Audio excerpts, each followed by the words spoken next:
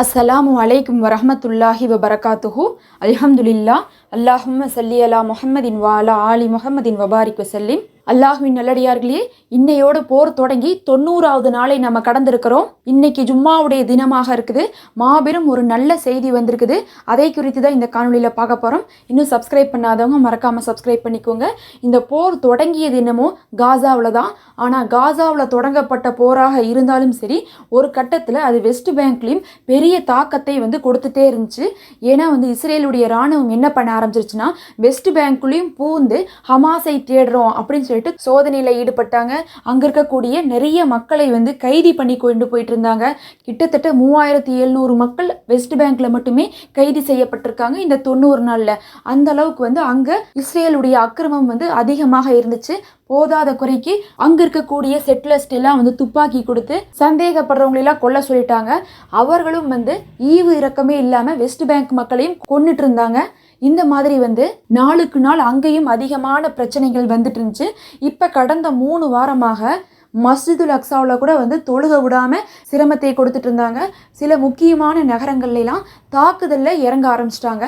அங்கே இங்கே எப்படி ஹமாஸ் போராளிகள் படை இருக்கோ அதே மாதிரி அங்கேயும் ஒரு சில படைகள் இருக்குது. அந்த படைகளில் என்ன பண்ணிட்டாங்கன்னா, அவங்களும் களமிறங்கி இஸ்ரேலிய இராணுவத்தை எதிர்த்து சண்டை போட ஆரம்பிச்சிட்டாங்க. இது இப்போ 1 மாதமாகவே நடந்து கொண்டு தான் இருக்குது.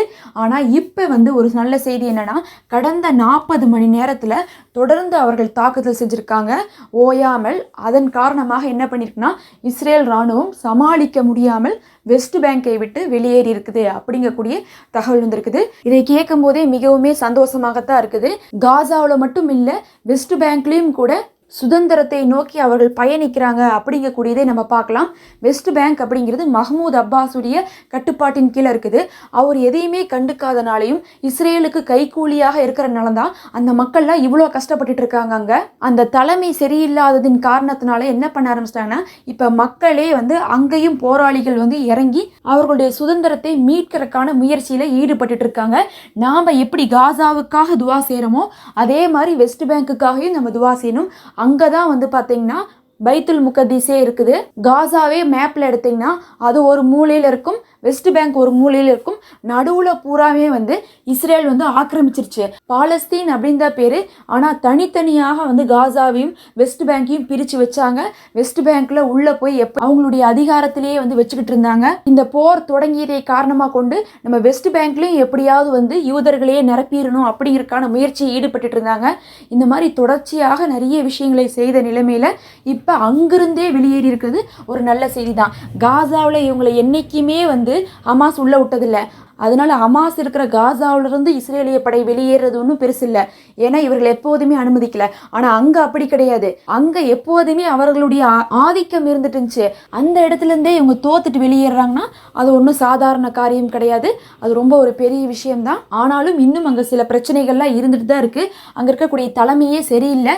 நம்ம அது எல்லாமே சீராகணும்னு சொல்லி அல்லாஹ்விடத்தில் துவா செய்யலாம். இந்த முதல் வெற்றிங்கிறது இன்னை தொடர் வெற்றியாக அவர்களுக்கு அமையணும்னு நம்ம துவா செய்யலாம். இன்னைக்கு ஜும்மாவுடைய நாளாக இருக்குது. நேற்று மதியமே என்ன பண்ணிருச்சு இஸ்ரேல் இராணுவம், மஸ்ஜிதுல் அக்ஸாவில் போய் இன்னி நாளைக்கு யாராவது தொழுக வருவாங்க, நம்ம விடக்கூடாது அப்படின்னு சொல்லிட்டு நேற்று மதியானத்துலேருந்தே அவங்க காவலுக்கு இருக்கிறாங்க. இப்போ அங்கே மக்கள் தொழுதாங்களா இல்லையாங்கன்னு கூட நமக்கு தெரியாது. எப்படியும் இன்று மாலைக்கு பிறகுதான் செய்தி வெளியாகும். அது நம்ம உங்களுக்கு அப்டேட் பண்ணலாம்.